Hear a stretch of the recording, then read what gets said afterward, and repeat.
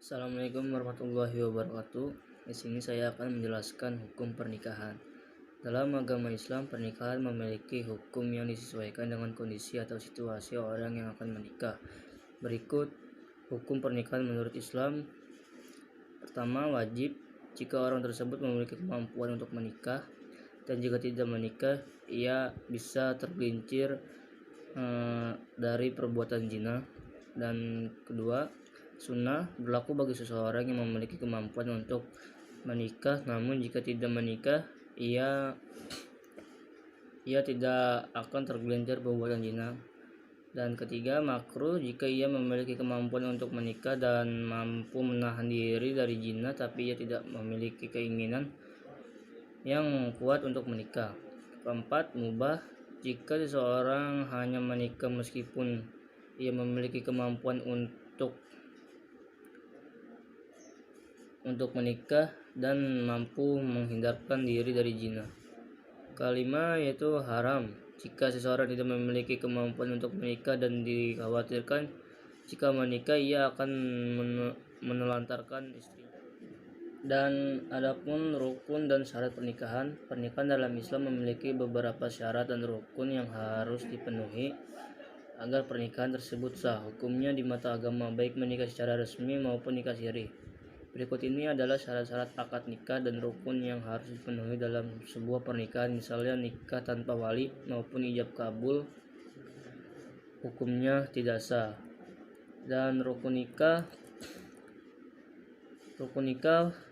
adalah sesuatu yang harus ada dalam pelaksanaan pernikahan, yaitu mencangkup calon mempelai laki-laki dan perempuan, wali dari pihak mempelai perempuan dan 2 orang saksi, ijab kabul yang sihat nikah yang diucapkan oleh wali pihak perempuan dan diwajibkan oleh calon mempelai laki-laki. Dan selanjutnya ada syarat nikah. Adapun syarat nikah dari masing-masing rukun tersebut.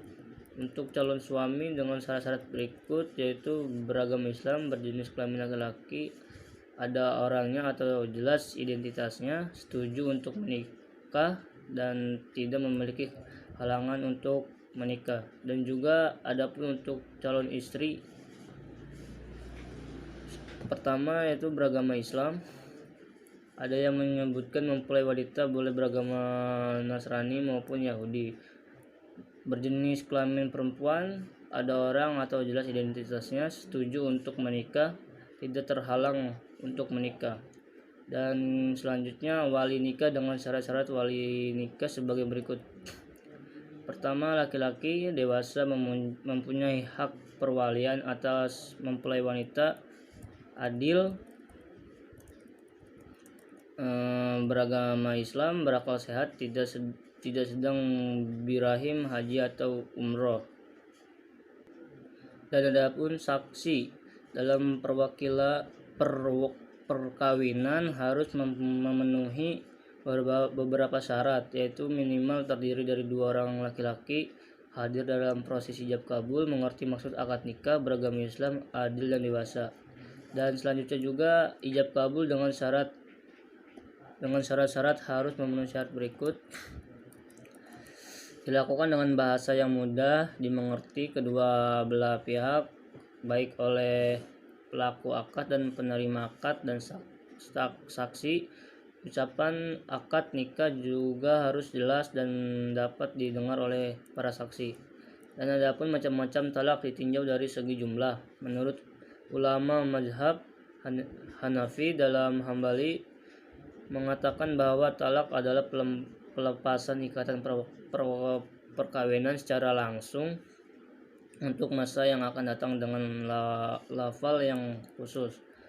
Talak satu adalah talak yang pertama kali dijatuhkan oleh suami kepada istrinya dan hanya dengan 1 talak.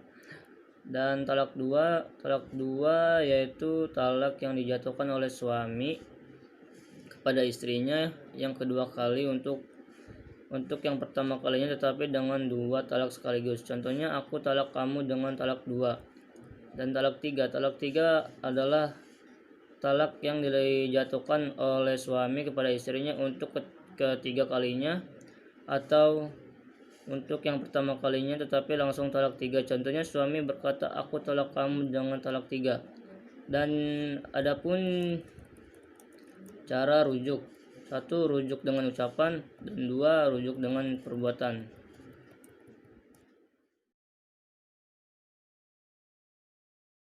Dan selanjutnya saya akan menjelaskan bagaimana membentuk keluarga yang sakinah mawaddah warahmah. Lanjut saja.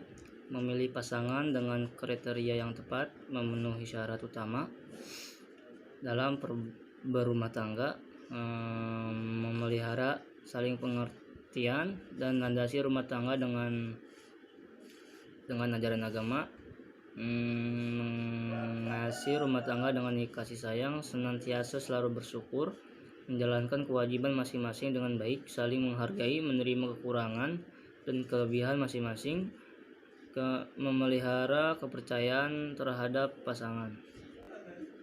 Dan adapun pendapat tentang poligami, menurut saya poligami adalah hal yang wajar.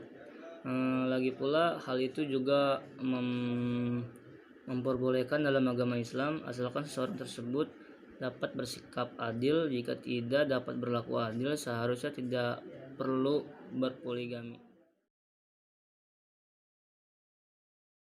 Dan yang terakhir, saya akan menjelaskan tentang makanan dan minuman yang halal dan haram dalam Islam.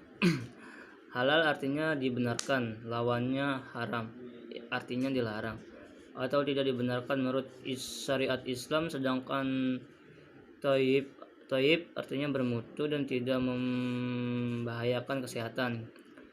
Kita diharuskan makan makanan yang halal dan thayyib, artinya kita harus makan makanan yang sesuai dengan tuntunan agama dan bermutu, tidak merusak kesehatan. Dalam ajaran Islam, semua jenis makanan dan minuman pada dasarnya adalah halal, kecuali hanya beberapa saja yang diharamkan. Yang haram itu menjadi halal bila dalam keadaan darurat. Sebaliknya, yang halal pun bisa menjadi haram bila dikonsumsi melampaui batas.